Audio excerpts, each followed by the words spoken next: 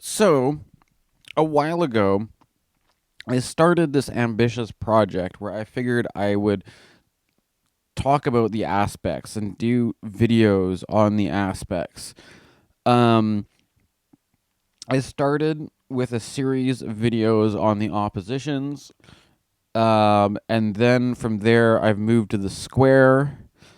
Um, so far, I've already made a video about the fixed square, and this video will be on the topic of the cardinal square. And I think it's kind of interesting to do this one now because it's topical, because what we're seeing right now is a big lineup of planets in Capricorn. We have the Sun and Mercury in Cancer, at least for a little while until we go into Leo season. And we've got Mars in Aries. So that's creating what you call a T square between those three signs. Um, Libra, however, is empty right now. Um, but during the first quarter moon of this new lunar cycle that we're on, we'll have a kind of a grand cross that's triggered off with the moon, more or less. Um, so this is kind of topical right now because these kind of archetypes are in play. Um, Another thing why I think is interesting about doing this kind of a talk is that so often, especially, it's one of the issues that comes up with Jungianism, and I think that's kind of what is interesting between Jung and people like James Hillman, is that Jung was really into this whole thing about the opposites, right? That it's all about holding the tension of the opposites. Um, there's good and evil, and you're somewhere in the middle holding the tension between it. Or there's, do you go, if you're at a fork in the road, do you go left or right or whatever? But it ends up, it's, if you notice, it kind of is built around this kind of dichotomous thinking. And, it's like kind of in the United States right now. You look at a country that has a very, very much a two-party system, right? And there's a lot of this thinking of like, you're either with us, you're against us. If you're not a Republican, you're a Democrat. Or like, you're either healthy or you're sick, or either the coronavirus masks work or they don't, or it's like this whole like black and white dichotomy and stuff like this. And even if you're holding the gray area between two alternatives, it's still thinking in terms of twos, right? So what's the opposition was all about, that the comparing the sign to its opposite and seeing the contrast between opposites. The square, I find, is a more interesting thing because you're starting to get into what you call the quadrature, right? The quadrature, um, when things come into fours, you're starting from the three into the four. You're getting to into something that references more of a multiplicity. You're not just stuck in the usual dichotomies, the usual oppositional thinkings, the usual polarizations, right? Um, and it's a different relationship between the 90-degree square angle, or four things sitting at the crossroads, basically, of the northeast, south, the four directions, the cardinal directions, the cardinal square. Here it is, right? um, Now, I also, in my other video where I introduced the square, I talked about how the square relationship is not as even as the opposition in astrology, that it said that one sign is decimating the other sign, um, or the planet in one sign is being decimated by the planet in another sign when they're in aspect. Um, the decimation, I think, is also particularly fitting for what we've been going through, because we're talking about, a certain percentage of the population is going to end up dying from the coronavirus. And that kind of challenge is very much indicative of what the square aspect is said to represent. It's sort of like taxing, is reducing things, it's taking a toll on things, right? Um, there's another interesting point about the Cardinal Square, or the squares in general, is that with the four, this is what you call a quadruplicity in traditional astrology, because you're talking about the four things which are grouped together based on a common modality. Um, so they all have the cardinal quality in common. But if you notice, um, if you know your elements here, we can say that we can see that Libra is air, Capricorn is earth, Aries is fire, and Cancer is water. So that's another interesting thing about the square, is that the square contains all four elements. So this is not just a commentary on how these signs are interact with each other, but you can also kind of extend this into a broader picture on a reflection of the elements, and it's sort of the kind of dynamics between one element to another element. Um, so I was thinking about just giving a talk, but I realize a lot of the times I'm just sort of, recording a video myself, yammering into the microphone, and um, that maybe this would be more digestible to present some visual information, of present it in an easily digestible way, basically. So let's just get right into it. The first one I have up here, let's see if I can flick this. Okay, the first one is Cancer squared by Aries. So if we imagine a chart where Cancer is on the ascendant, Aries would be in the 10th house using whole signs, right? So this means that Aries is decimating Cancer. And I'm thinking that there's a certain demand that Aries has that Cancer may find it difficult to reach. There's some sort of conflict between the two signs. We can just kind of go through what I've written out here. So Cancer kind of, well, one thing actually, before I jump into this, one thing on reflecting about these two signs together that came up for me was that both of these sort of imply something to do with youth, with children, with parenting, that kind of thing. Aries um, is the first sign of the zodiac in springtime, and that kind of fresh, new spring quality is often sort of associated with, the children.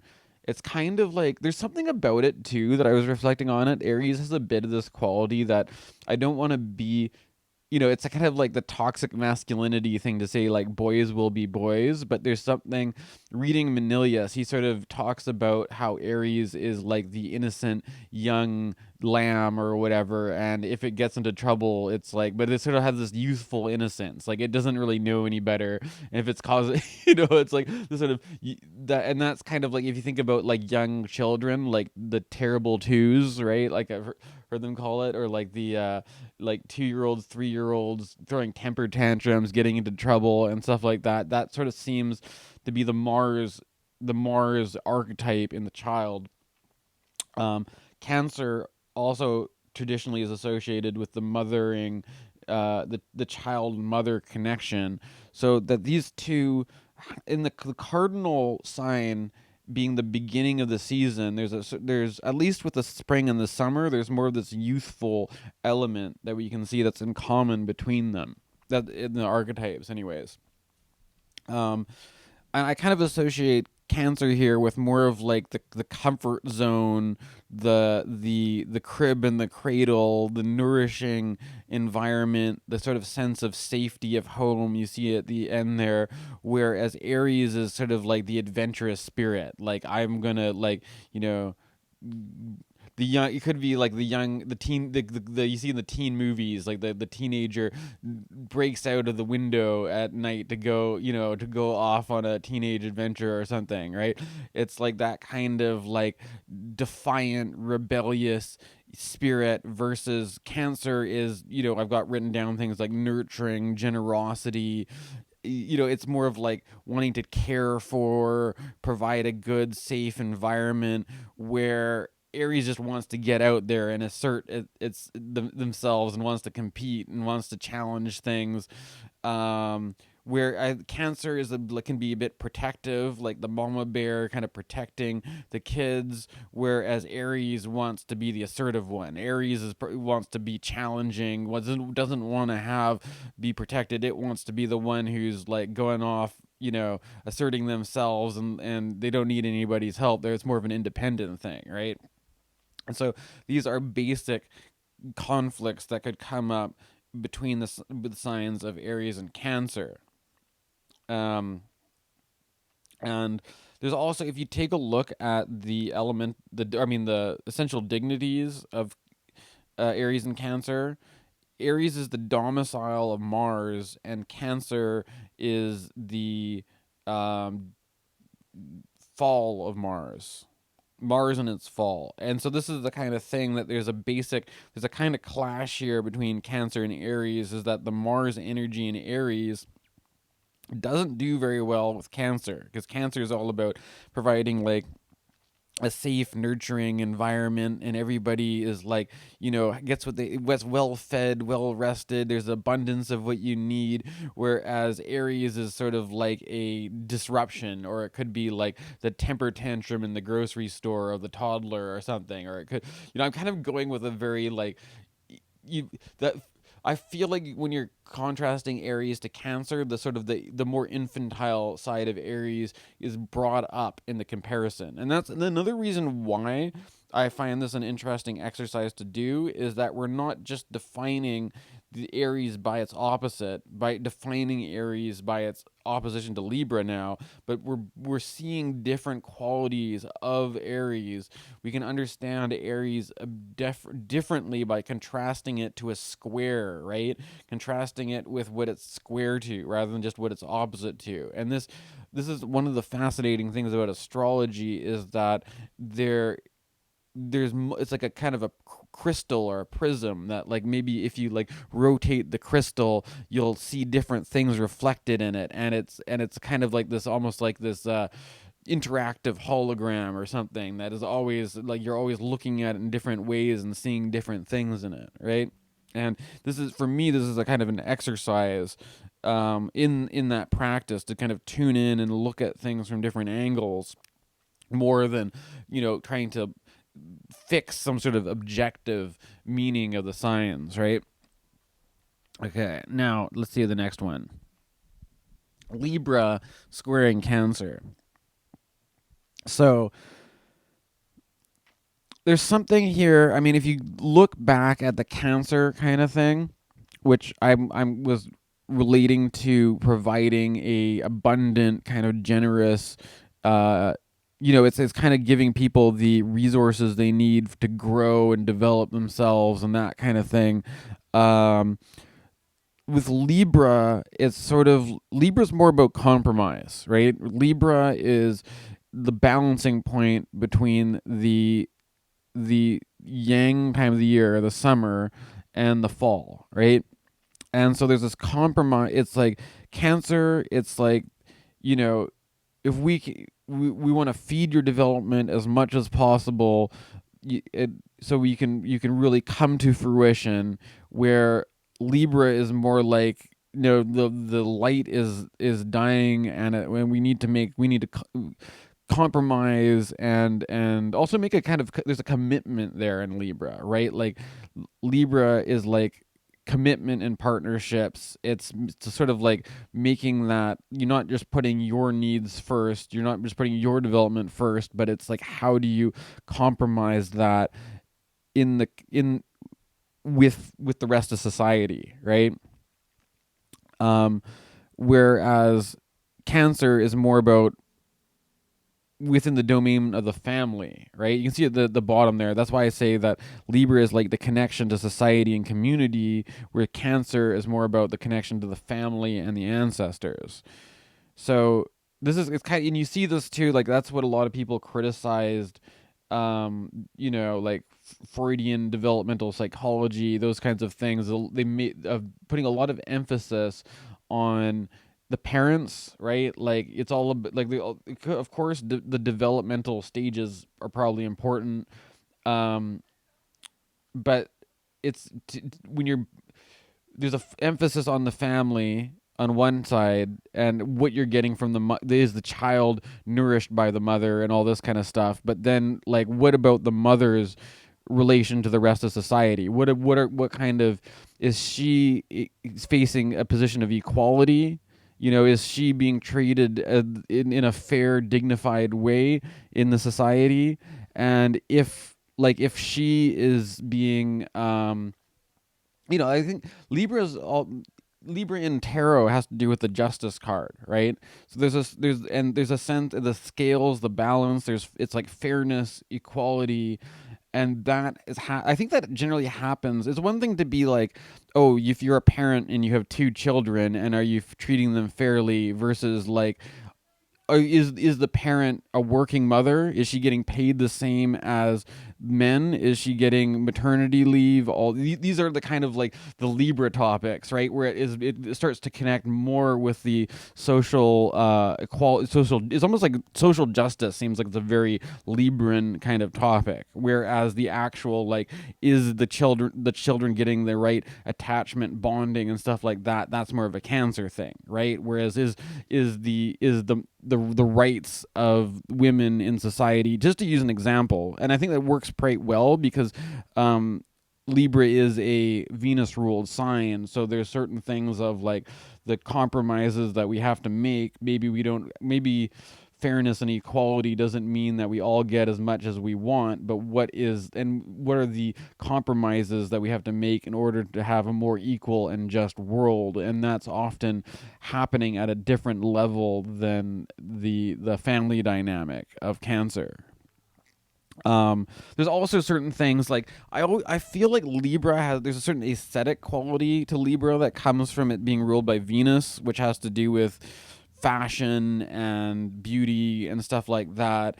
And I kind of feel like there's something with like, if you know people who are parents, it can be very difficult to like keep the house together when you have like little kids causing a mess everywhere. And it's sort of like the challenges of parental life versus, I feel like Libra is more like going to some sort of like fancy socialite cocktail party where you're dressed up and you're putting on your best face, and everything's it's got that's why I put that elegant thing, right? There's a certain like, it's connecting with society in that way than it is a family affair, right? It's not like, like, uh, there's something where it's like there's a clash there, because it's like to care for the children and stuff like that. When that priority is there, it might detract from something that comes out in Libra, right? So there's certain kind of like competing for priorities that could come up between what Libra stands for and what Cancer stands for. Like, it could be like Libra could be going to like a I'm thinking like a classical, like classical music, or a big fancy opera where it's a very like that Venus ruled sign with the exaltation of Saturn. It's like a very proper, classy, refined kind of affair. And then like, like people probably wouldn't be taking their baby there and having the baby cry and have like, you have to like, or these kind of issues of like, can you breastfeed your child at the fancy opera and stuff like that? If you're, like with, Libra might be more on the side of like, no, that's these are the things, that the compromises that we have to make one way or another, or something like this, right? I'm not trying to like I'm just trying to illustrate some of the tensions that come up, and how you can see these archetypes play out in modern social issues that come up, basically, right? This could be part of the Libra Cancer dynamic.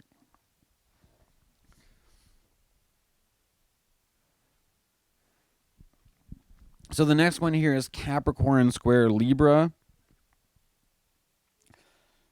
Now, Capricorn is the Earth sign, the cardinal Earth sign in the equation. And in this sense, a lot of what Capricorn has to do with, it has to do with the practical material considerations, like, which is basically what are the resources you have to work with? What are, how can you afford what you want to do? Do you have the power to do it? Can you organize the manpower? Can you mobilize the things to get what you want to do done? It's sort of like, what are the systems in place that allow the structures that allow you to do things? And Capricorn, to me, it feels like it's more concerned with like the practical considerations of like, can we do this on a practical level, and what does it take? What do we need, and how do we get it, and all this kind of stuff, right?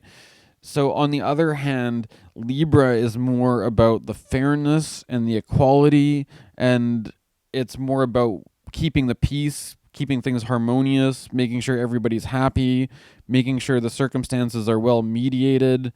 So there's certain things here that come up. I think it should be fairly obvious the kinds of complications that can come up between Libra and Capricorn, but there's at some with the basic view of power. I mean, I often use the example of like the Roman roads being built on the backs of slaves, but we kind of have, you can bring it into modern situations where, maybe there's certain areas that have a lot of resources, right? Whether that's oil or gas or lumber or whatever, and that there's a demand for energy, there's a demand for resources, and there's like the pressures to meet those demands. But then it's like, well, wait a minute, whose land are you going in to get this stuff anyways? And like, how who says you have the right to dig up these resources and make use of them for yourself and profit off them? And like, aren't these the resources of the earth? And if you're becoming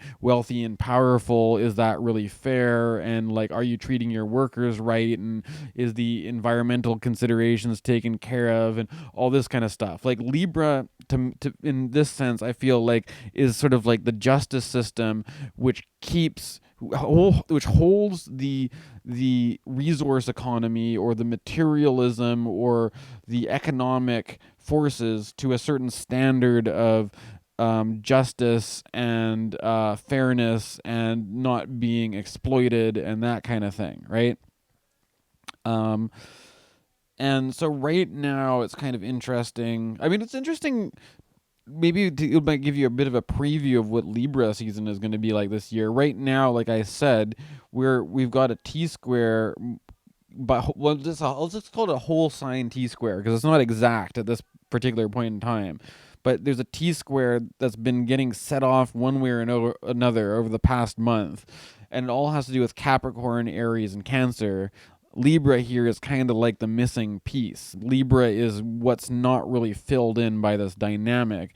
And I think it'd be interesting once we get into Libra season, once we get more planets in Libra, how that is going to be activated and how there's going to be like where you're going to see really the pressure for more justice, basically. I mean, we've already have the protests and all that. I feel like the protests are maybe more of a Mars kind of rebellion kind of thing, but the other side of the Mars rebellion is really like the, making some sort of commitment to a resolution, that kind of stuff. Anyways, I don't know if I'm getting off topic here or not, but I'm trying to illustrate it with some of the topical things these days. The next one here is Aries square with Capricorn. Now, I think with Aries and Capricorn, there's an interesting thing that comes to mind. First of all, is that if you look at the images associated with these signs, Aries is a ram and Capricorn is the sea goat, right? And they're both animal signs. Capricorn's is a bit more supernatural. Capricorn relates to these old Babylonian, Sumerian mythological deities. Apparently, is where some of these images come from. Apparently, there's also some Greek mythology of some of these. The sea goat comes into Greek mythology as well. Whereas I mentioned before, there's more of a contrast between Aries and Capricorn because where I felt that Aries and Cancer both had to do with like there's something of the infant child and the parenting and stuff like that. With between Aries and Capricorn, there there's more. I feel like there's more of this dynamic between what you'd call the puer and the senex, right? James Hillman has done a lot on this topic. There's a whole volume I'm thinking about. I don't have this volume yet, but I might hunt this one down on specifically on ratings on the puer and senex. The hopefully I'm saying it right. That'd be a bit embarrassing. I'm not, but the puer eternus is this archetype of kind of the Peter Pan, the eternal child, and the senex is kind of like the old man, the crone or whatever. Now, but the funny thing is that a lot of people point out that even like in Hillman's talks, he mentions this as the you go from being an old man to actually becoming kind of a bit childlike in your old age. That especially when people's faculties start to break down, and if you're not as well physically able as you used to be, you might find yourself in a position as an elderly person where you need to be cared for and waited on, that kind of thing, similar to what it would be like as a baby, right? And there's even people I think have made jokes about this because of like old people that wear adult diapers or something. Like you start off in diapers and you end in diapers, right?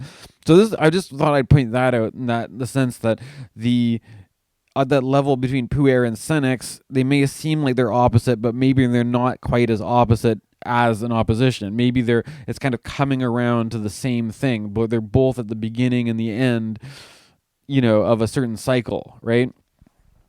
But there's certain things of the youthful nature of Aries.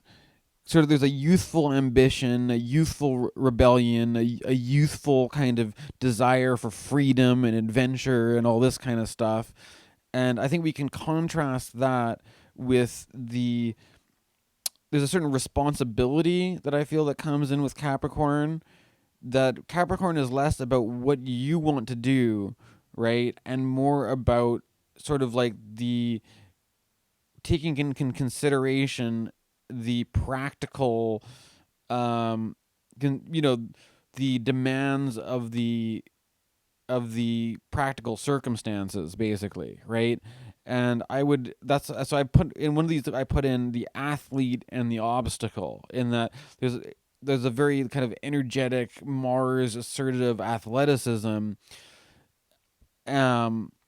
So if you're like the mountain climber, like the mountain goat, like maybe Capricorn isn't so much the mountain goat climbing up the mountain. Maybe Capricorn represents the mountain is itself as part of the Capricorn image, and there's a kind of obstacle to get up that mountain. There's a certain demand that's placed on you may you feel like you're a fighter and you're up to the task, but that Capricorn is really putting it to the test, putting a demand on it.